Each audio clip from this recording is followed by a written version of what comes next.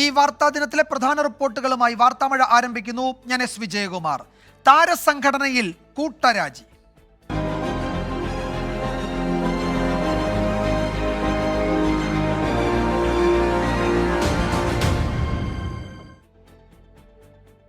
ലൈംഗിക ആരോപണങ്ങളിൽ ആടിയുലഞ്ഞ താരസംഘടന അമ്മയുടെ പ്രസിഡന്റ് മോഹൻലാൽ അടക്കം മുഴുവൻ ഭരണസമിതിയും രാജിവെച്ചു.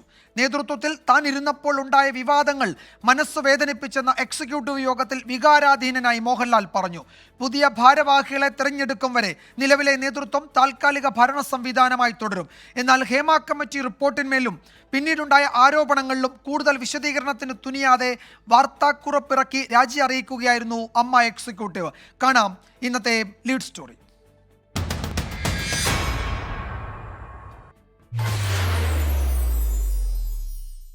ഹേമ കമ്മിറ്റി റിപ്പോർട്ടിലെ വെളിപ്പെടുത്തലുകളിൽ താരസംഘടന അമ്മ ആടിയുലയുമ്പോഴാണ് ഗത്യന്തരമില്ലാതെ മോഹൻലാലിനുൾപ്പെടെ രാജിവെച്ചൊഴിയേണ്ടി വന്നത്. സംഘടനയ്ക്കുള്ളിലെ കടുത്ത ഭിന്നതയും നേതൃത്വത്തിന്റെ കൂട്ടരാജിയിലേക്ക് എത്തിച്ചു. എക്സിക്യൂട്ടീവ് കമ്മിറ്റി ചേരുന്നതുവരെ കാത്തിരിക്കണമെന്ന് മറ്റു താരങ്ങൾ അഭ്യർത്ഥിച്ചെങ്കിലും കാര്യങ്ങൾ കൈവിട്ടതോടെ മറ്റു മാർഗമില്ലാതായി.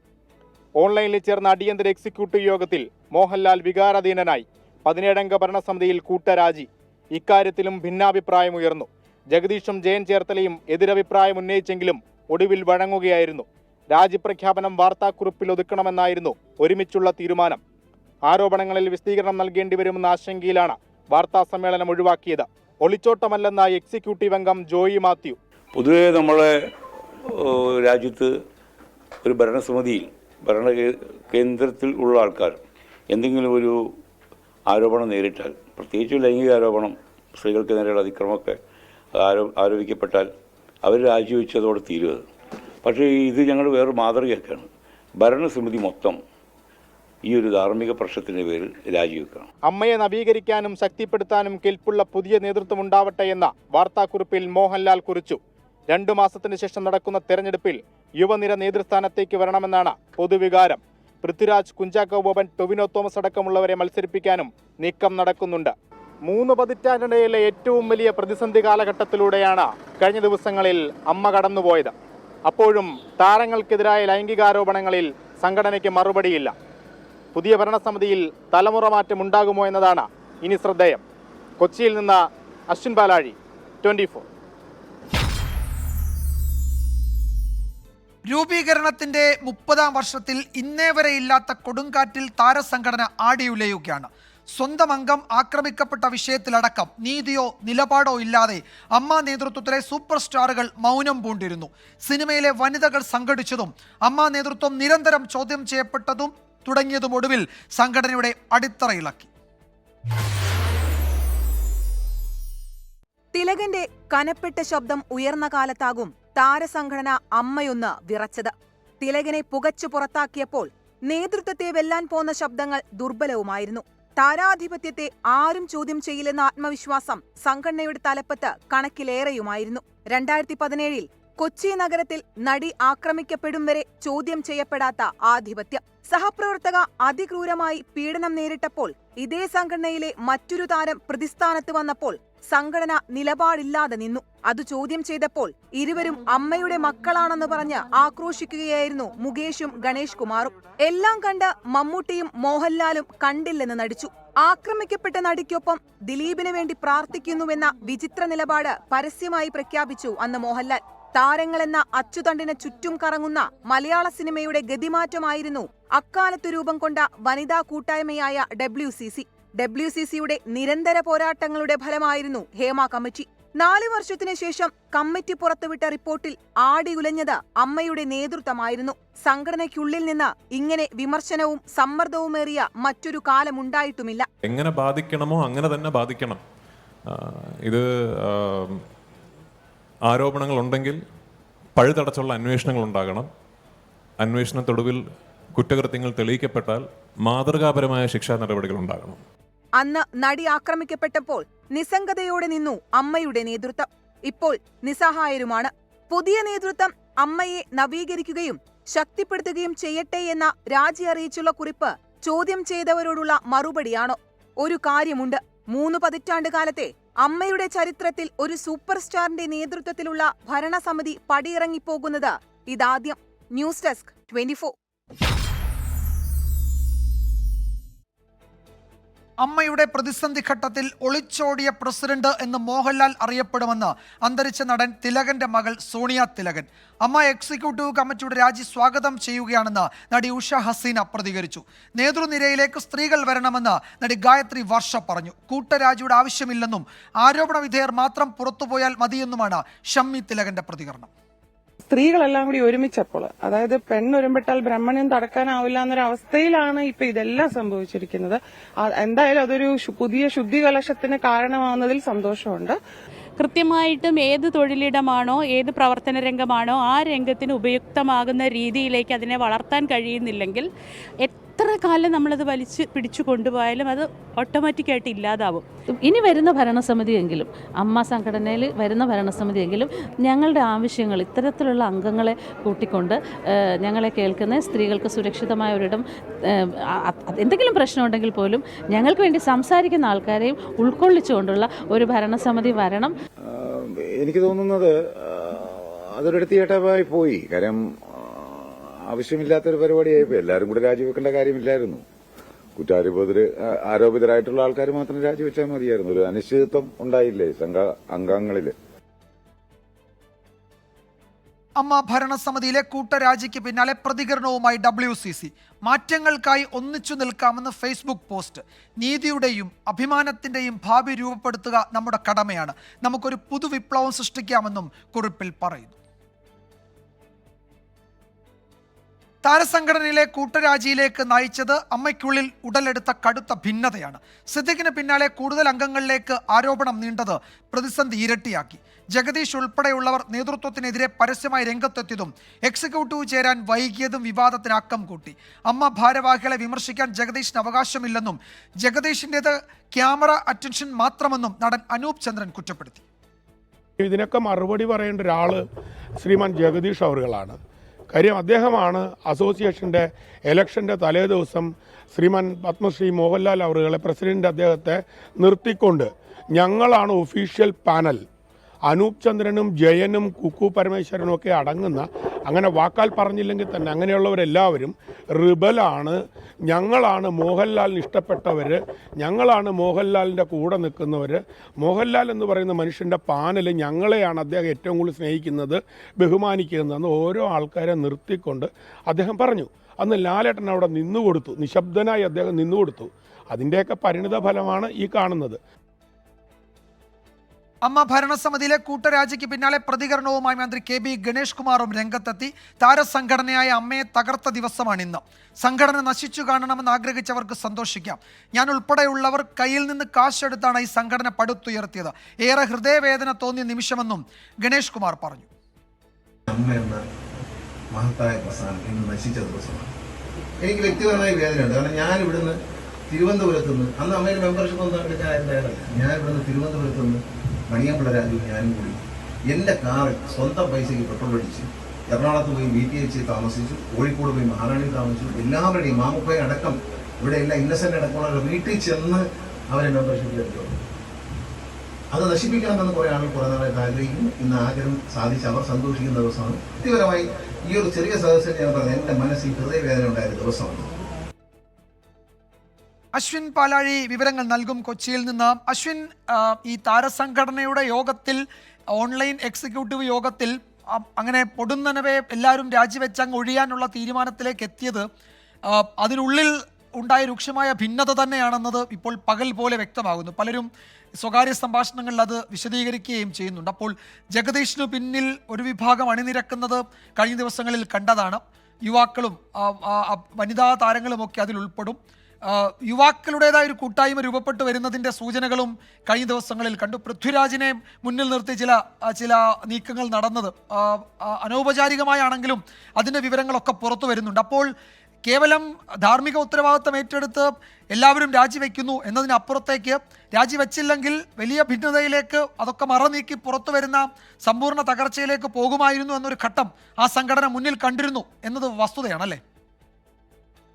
തീർച്ചയായും വിജയകുമാർ. എന്തായാലും ഈ അമ്മയിലെ ഭിന്നതയും പടലപ്പിണക്കവും ഒന്നും ഈ കഴിഞ്ഞ ദിവസങ്ങളിൽ മാത്രം ഉടലെടുത്ത കഥയല്ല. അത് ഏറെ നാളുകളായി ഉള്ള ഒരു പ്രശ്നമാണ്. പ്രത്യേകിച്ച് പുതിയ ഭരണസമിതി അധികാരത്തിൽ വന്നതിന് പിന്നാലെ ചില അസ്വാരസ്യങ്ങളും അമ്മയിലെ ഭിന്നതയുമൊക്കെ അതോടുകൂടി ഉടലെടുത്തിരുന്നു. അതിന് പിന്നാലെയാണ് ഈ ഹേമ കമ്മിറ്റി റിപ്പോർട്ട് വരുന്നത്. ആ റിപ്പോർട്ട് പുറത്തു വന്ന ഏറെ നാളുകൾ അമ്മ മൗനം പാലിച്ച് മുന്നോട്ട് പോയി എന്നുള്ളതാണ് പിന്നീടുള്ള വിമർശനങ്ങൾക്കും വീണ്ടും ഒരു വിഭാഗീയതയിലേക്കും ഭിന്നതയിലേക്കുമൊക്കെ അമ്മയെ വീണ്ടും തള്ളിവിട്ടത് ഹേമ കമ്മിറ്റി റിപ്പോർട്ടാണ്. അതിൽ ഏറെ നാളുകൾക്ക് ശേഷം വിമർശനങ്ങൾക്കൊടുവിൽ അമ്മ നിലപാട് പ്രഖ്യാപിക്കാൻ വേണ്ടി വാർത്താ സമ്മേളനം വിളിക്കുന്നു. അതിൽ സിദ്ദിഖ് സ്വീകരിച്ച ചില നിലപാടുകൾ അത് തെറ്റായിരുന്നുവെന്നും ഒപ്പം അമ്മ ഇതിൽ നിലപാട് നേരത്തെ അറിയിക്കേണ്ടതായിരുന്നു എന്നും അടക്കമുള്ള കാര്യങ്ങൾ പറഞ്ഞുകൊണ്ട് ആ വാർത്താ സമ്മേളനത്തിന് സമാന്തരമായി നടൻ ജഗദീഷ്, വൈസ് പ്രസിഡന്റ് കൂടിയായ ജഗദീഷ് മറ്റൊരു വാർത്താ സമ്മേളനം നടത്തുന്നു. അതോടുകൂടി ഈ അമ്മയ്ക്കുള്ളിലെ ഭിന്നത കൂടുതൽ മറ നീക്കി പുറത്തു വരികയായിരുന്നു. അങ്ങനെ ഒരു തിരുത്തൽ ശക്തിയായി അമ്മ എന്ന സംഘടനയ്ക്കുള്ളിൽ ജഗദീഷ് വളരുന്നത് കഴിഞ്ഞ കുറച്ച് നാളുകൾ കൊണ്ടാണ്. മറ്റൊരു നേതൃത്വ പാടവം ജഗദീഷിൽ പല താരങ്ങളും കാണുന്നുണ്ടായിരുന്നു. ഏറ്റവും ഒടുവിൽ ഹേമ കമ്മിറ്റി റിപ്പോർട്ടിലെ പല വീഴ്ചകളും അമ്മയ്ക്കുണ്ടായി എന്ന് പറയുമ്പോൾ ജഗദീഷിന് പിന്നിൽ അണിനിരക്കാൻ വലിയ ഒരു കൂട്ടം ആളുകൾ എത്തുന്നു എന്നതും നമ്മൾ കണ്ടതാണ്. അതിപ്പോൾ മറ്റ് പുതുതലമുറയിലെ താരങ്ങളായാലും കഴിഞ്ഞ ദിവസം പൃഥ്വിരാജിന്റെ അടക്കം പ്രതികരണങ്ങൾ നമ്മൾ കണ്ടതാണ്. അമ്മയിലെ പുതുതലമുറ താരങ്ങൾ പോലും ജഗദീഷിന്റെ നിലപാടിനെ അംഗീകരിച്ചുകൊണ്ട് അതിനെ പിന്തുണച്ചുകൊണ്ട് സമൂഹ മാധ്യമങ്ങളിൽ പോസ്റ്റ് ഇട്ടതുമെല്ലാം ഇതിന്റെ ഭാഗമാണ്. അതായത് അമ്മ എന്ന സംഘടനയ്ക്കുള്ളിൽ മറ്റൊരു വലിയ താരമായി ജഗദീഷ് വളർന്നു വരുന്നു എന്നുള്ളത് തന്നെയാണ് മനസ്സിലാക്കിയത്. എന്തായാലും അതിന് പിന്നാലെ ഇന്നത്തെ കൂട്ടരാജിക്ക് പിന്നാലെ അത്തരത്തിലുള്ള വിമർശനങ്ങളും അമ്മയിൽ നിന്ന് ഉയരുന്നുണ്ട്. അതായത് ജഗദീഷിന്റെ ഭാഗത്ത് നിന്ന് മറ്റൊരു ഗ്രൂപ്പ് ഉണ്ടായി വരുന്നു, അല്ലെങ്കിൽ അമ്മയുടെ നിയന്ത്രണം അത്തരത്തിലൊരു കൈകളിലേക്ക് പോകുന്നു എന്നുള്ള ഒരു വിമർശനമടക്കം ഉയർന്നു വരുന്നുണ്ട്. എന്തായാലും ഇനിയിപ്പോൾ അറിയേണ്ടത് വരും ദിവസങ്ങളിൽ അല്ലെങ്കിൽ 2 മാസത്തിന് ശേഷം ഒരു തെരഞ്ഞെടുപ്പ് വരുന്നു. ആ തെരഞ്ഞെടുപ്പിൽ എന്താണ് ഉണ്ടാവാൻ പോവുക? ഇത്തരത്തിൽ നമ്മൾ സംശയിക്കുന്നു, അല്ലെങ്കിൽ ഇപ്പോൾ ആരോപണം ഉന്നയിക്കപ്പെടുന്നത് പോലെ, വിമർശനങ്ങൾ വരുന്നത് പോലെ ജഗദീഷിന്റെ നേതൃത്വത്തിൽ വലിയൊരു സംഘം രൂപീകരിക്കപ്പെട്ട് അവർ അമ്മയുടെ നേതൃത്വത്തിലേക്ക് വരുമോ എന്നുള്ളത് തന്നെയാണ് ശ്രദ്ധാകേന്ദ്രം. അതിൽ പുതുതലമുറയിലെ താരങ്ങൾ ഉണ്ടാകുമോ? ഒരു തലമുറ മാറ്റത്തിന് തന്നെ ജഗദീഷിന്റെ നേതൃത്വത്തിൽ തുടക്കം കുറിക്കുമോ എന്നടക്കമുള്ള കാര്യങ്ങളാണ് പ്രധാനമായും ഉന്നയിക്കപ്പെടുന്നത്. എന്തായാലും അങ്ങനെയുള്ള കഥകളും അമ്മയിലെ കുട്ടരാജിക്ക് പിന്നാലെ പരക്കുന്നുണ്ട്. വിജയകുമാർ.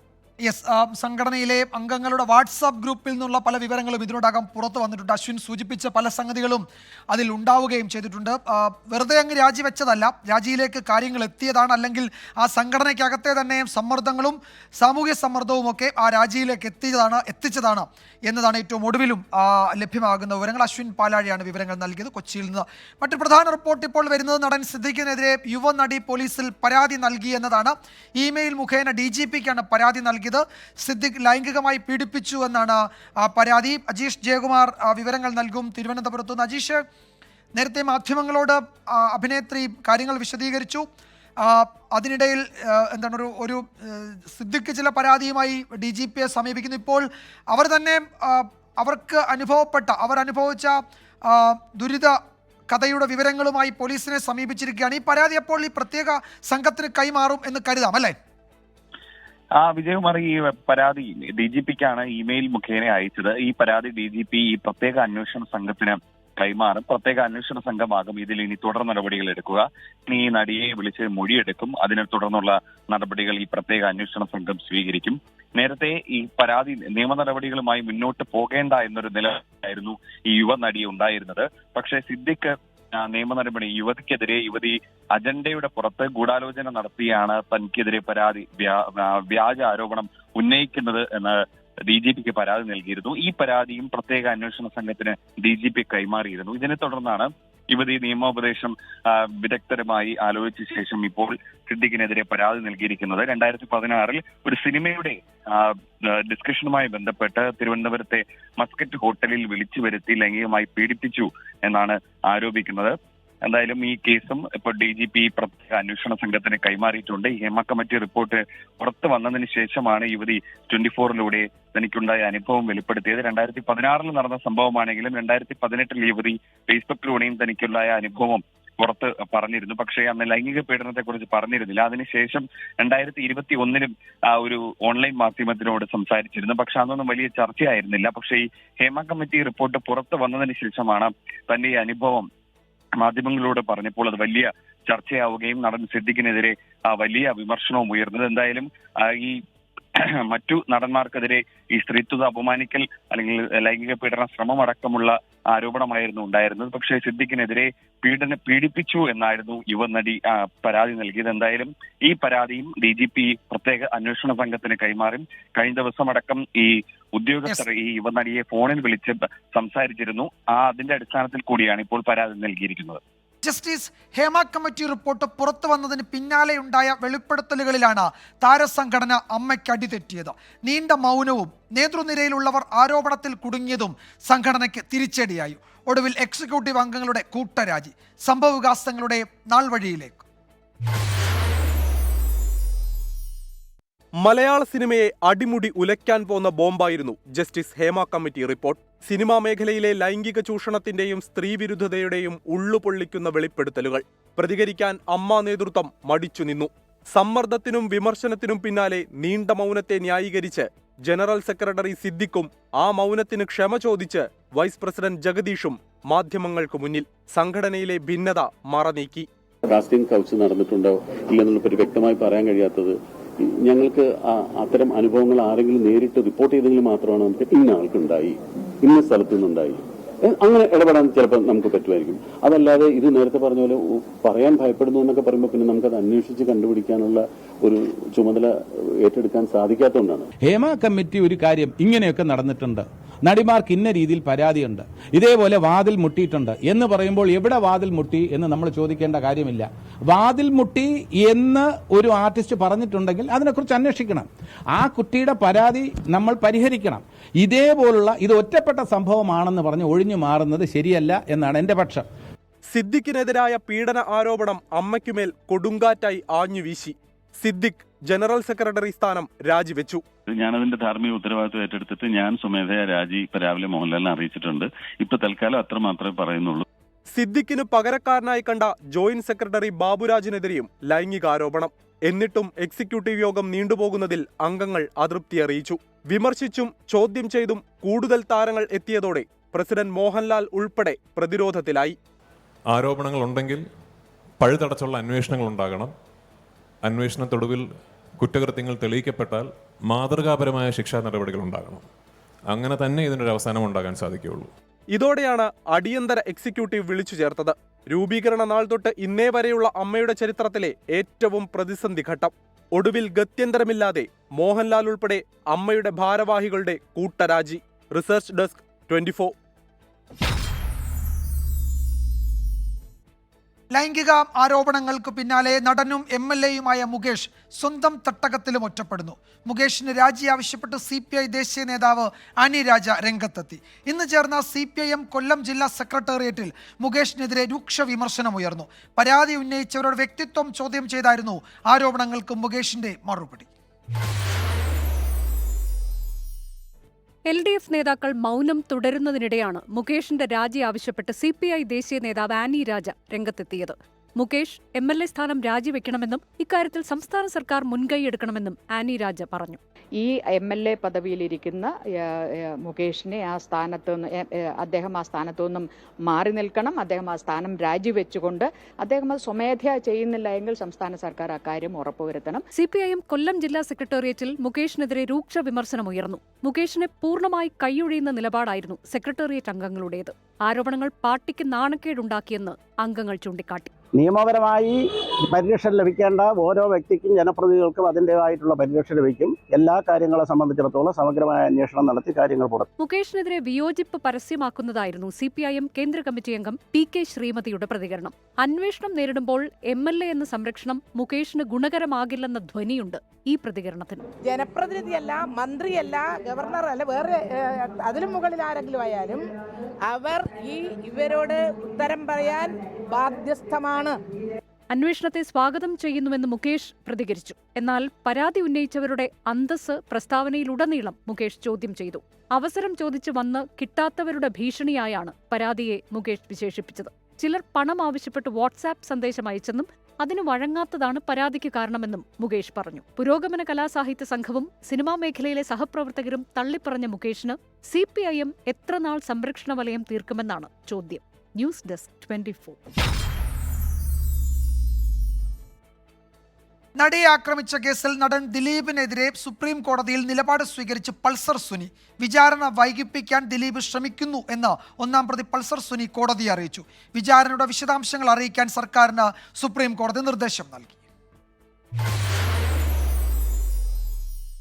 ഗുരുതരമായ ആരോഗ്യ പ്രശ്നങ്ങളുണ്ട്. വിദഗ്ധ ചികിത്സ അനിവാര്യമാണ്. വിചാരണ വർഷങ്ങളായി നീളുന്നതിനാൽ തനിക്ക് ജാമ്യം നൽകണം. ഇതായിരുന്നു ജാമ്യാപേക്ഷയിലെ വാദത്തിനിടെ സുപ്രീം കോടതിയിൽ പൾസർ സുനിയുടെ ആവശ്യം. വിചാരണ അന്തിമഘട്ടത്തിലാണെന്നും ജാമ്യം അനുവദിക്കരുതെന്നും സംസ്ഥാന സർക്കാർ കോടതിയോട് അഭ്യർത്ഥിച്ചു. സംസ്ഥാന സർക്കാരിന്റെ നിലപാട് തള്ളി വിചാരണ ഇപ്പോൾ അവസാനിക്കില്ലെന്ന് പൾസർ സുനി സുപ്രീം കോടതിയിൽ വ്യക്തമാക്കി. 261 സാക്ഷി ബൈജു പൗലോസിന്റെ വിചാരണ 95 ദിവസമാണ് നീളുന്നതെന്ന് സുനിയുടെ അഭിഭാഷകൻ ശ്രീറാം കോടതിയെ അറിയിച്ചു. 8ാം പ്രതിയായ ദിലീപ് വിചാരണ വൈകിപ്പിക്കാനാണ് ഈ നിലപാട് സ്വീകരിച്ചതെന്നായിരുന്നു വാദം. താനുമായി ബന്ധപ്പെടുന്ന എല്ലാ സാക്ഷികളെയും വിസ്തരിച്ചു. ആരോഗ്യ പ്രശ്നങ്ങൾ സൂചിപ്പിക്കുന്ന രേഖകൾ സമർപ്പിച്ചിട്ടുണ്ട്. ഇരുവിഭാഗത്തിന്റെയും വാദങ്ങൾ കേട്ട സുപ്രീം കോടതി 261 സാക്ഷിയുടെ മൊഴി ഹാജരാക്കാൻ സംസ്ഥാന സർക്കാരിനോട് നിർദ്ദേശിച്ചു. വിചാരണയുടെ വിശദാംശങ്ങൾ അടക്കമുള്ള മറുപടി 2 ആഴ്ചക്കകം നൽകണം. കേസ് സെപ്റ്റംബർ 17 വീണ്ടും പരിഗണിക്കും. 24 ഡൽഹി. ചോദ്യങ്ങളോട് ആക്രോശം.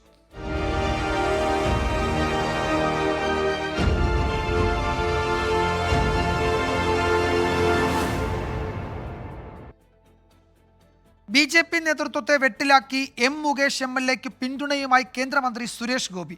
മുകേഷിന്റെ രാജി ആവശ്യം BJP ശക്തമാക്കുമ്പോഴാണ് സുരേഷ് ഗോപിയുടെ ഈ പ്രതികരണം. നിലപാടിലെ വൈരുദ്ധ്യത്തെക്കുറിച്ച് ചോദിച്ച മാധ്യമപ്രവർത്തകരെ സുരേഷ് ഗോപി കയ്യേറ്റം ചെയ്തു. കേന്ദ്രമന്ത്രി സ്ഥാനത്തേക്കാൾ പ്രധാനം സിനിമയാണെന്ന് പറഞ്ഞ സുരേഷ് ഗോപിയുടെ നിലപാട് സംസ്ഥാന BJPക്കെതിരായിരുന്നു. ലൈംഗികാരോപണ വിവാദത്തിലും സുരേഷ് ഗോപി സിനിമാക്കാർക്കൊപ്പം നിന്നതോടെ പാർട്ടി നേതൃത്വം പ്രതിക്കൂട്ടിലായി. ഗുരുതര ആരോപണം നേരിടുന്ന മുകേഷ് MLAയെ ചേർത്ത് നിർത്തിയായിരുന്നു സുരേഷ് ഗോപിയുടെ പ്രതികരണം. കോടതി വല്ലതും പറഞ്ഞോ മുകേഷിന്റെ കാര്യം? കോടതി പറയും. ആരോപണങ്ങൾ ഒരു വലിയ സംവിധാനത്തിന് തകിടം മറിക്കുകയാണ് നിങ്ങൾ. ഈ വിഷയങ്ങളെല്ലാം കോടതിയിലുണ്ടെങ്കിൽ കോടതിക്ക് ബുദ്ധിയുണ്ട്, കോടതിക്ക് യുക്തിയുണ്ട്, കോടതി തീരുമാനമെടുക്കും. മുകേഷിനെതിരായ പ്രതിഷേധങ്ങളുടെ മുനയൊടിഞ്ഞതോടെ BJP സംസ്ഥാന അധ്യക്ഷൻ കെ സുരേന്ദ്രൻ മാധ്യമങ്ങൾക്ക് മുന്നിലേക്ക്. പാർട്ടി നിലപാട് പറയാൻ നേതൃത്വം ചുമതലപ്പെടുത്തിയിരിക്കുന്നത് തന്നെയാണെന്ന് കെ സുരേന്ദ്രൻ. പാർട്ടി നിലപാട് പറയാൻ തൽക്കാലം പാർട്ടി ചുമതലപ്പെടുത്തിയിരിക്കുന്നത് ആ പാർട്ടിയുടെ അധ്യക്ഷനെയാണ്. പാർട്ടി നിലപാടിനോട് ചേർന്ന് പോകുക എന്നുള്ളതാണ് എല്ലാ പാർട്ടിയുടെ പ്രവർത്തകരും ചെയ്യേണ്ടത്. തൃശൂർ രാമനിലയത്തിന് പുറത്തേക്ക് വന്ന സുരേഷ് ഗോപിയോട് മാധ്യമപ്രവർത്തകർ വീണ്ടും ചോദ്യമുന്നയിച്ചു. ഉത്തരം മുട്ടിയ കേന്ദ്രമന്ത്രി മാധ്യമപ്രവർത്തകരെ പിടിച്ചു തള്ളി. BJP അധ്യക്ഷൻ താങ്കളുടെ നിലപാട് തള്ളിയിരിക്കുകയാണ്. എന്റെ വഴി എന്റെ അവകാശമാണ്. പ്ലീസ് മിനിസ്റ്റർ, ജനങ്ങൾക്ക് അറിയേണ്ട ചോദ്യങ്ങളാണ് ഞങ്ങൾ ചോദിക്കുന്നത്. പറഞ്ഞത് മാധ്യമപ്രവർത്തകരോടാണെങ്കിലും എന്റെ വഴി എന്റെ അവകാശമാണെന്ന സുരേഷ് ഗോപിയുടെ വാക്കുകൾ BJP സംസ്ഥാന നേതൃത്വത്തിനുള്ള മറുപടി കൂടിയാണ്. News desk 24.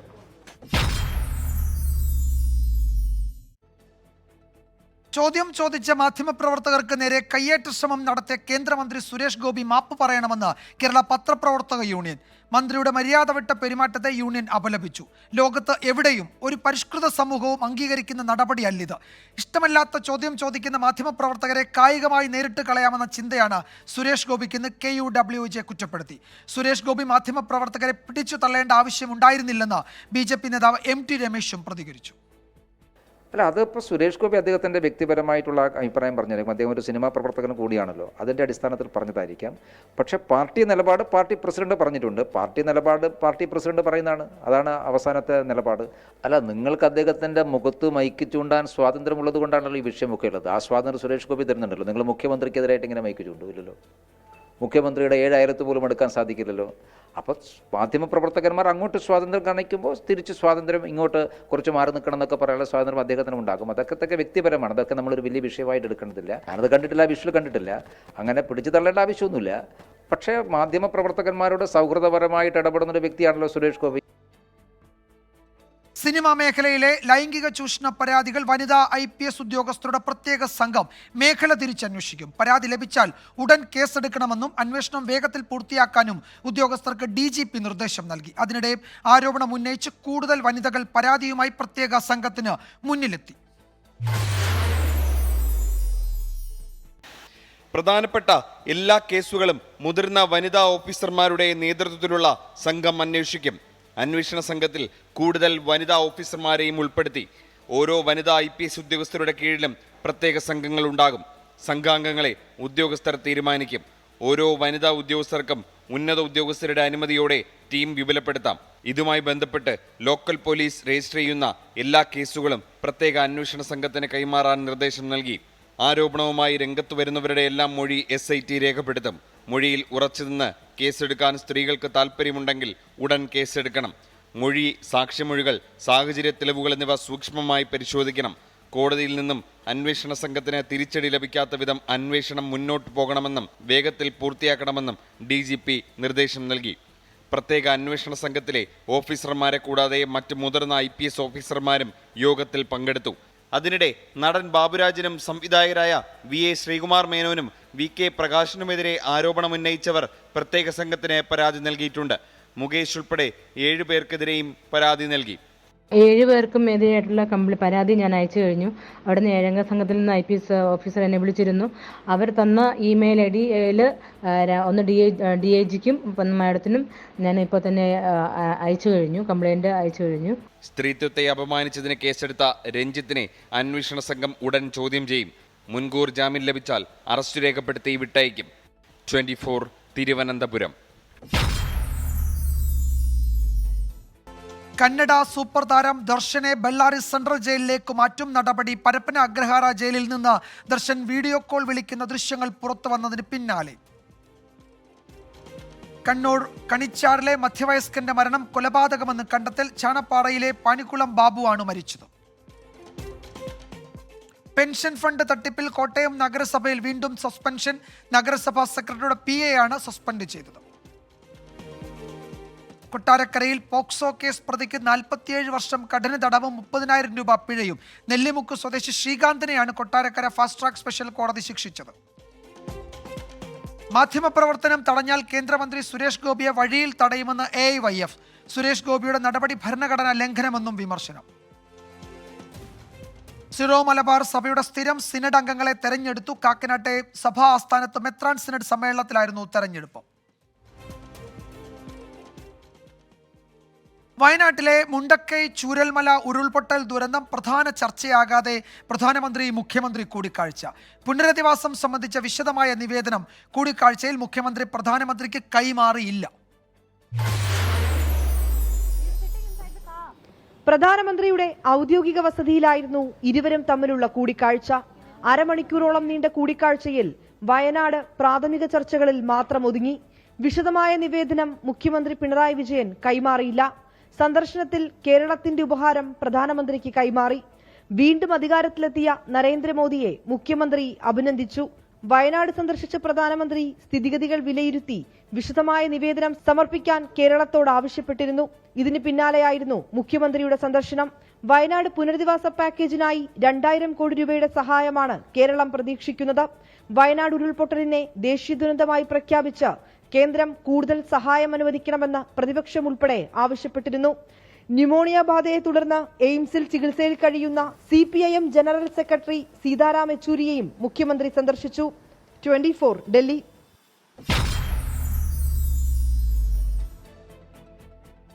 ജയ് ഷാ അന്താരാഷ്ട്ര ക്രിക്കറ്റ് കൗൺസിലിന്റെ പുതിയ ചെയർമാൻ. എതിരില്ലാതെയാണ് ജയ് ഷാ ചെയർമാനായി തെരഞ്ഞെടുക്കപ്പെട്ടത്. പദവിയിലെത്തുന്ന ഏറ്റവും പ്രായം കുറഞ്ഞ വ്യക്തിയാണ് ജയ് ഷാ. N ശ്രീനിവാസനും ശശാങ്ക് മനോഹറിനും ശേഷം ICC ചെയർമാനാകുന്ന 3ാമത്തെ ഇന്ത്യക്കാരനായ ജയ് ഷാ ഡിസംബർ 1 ചുമതലയേൽക്കും. ഇന്നത്തെ സ്വർണ്ണവില. ഇന്നത്തെ സ്വർണ്ണനിരക്ക് സമർപ്പിക്കുന്നത് സ്പർശ ഗോൾഡ് ആൻഡ് ഡയമണ്ട്സ്. ഫിജിറ്റലാകൂ ഇനി സ്പർശയോടൊപ്പം.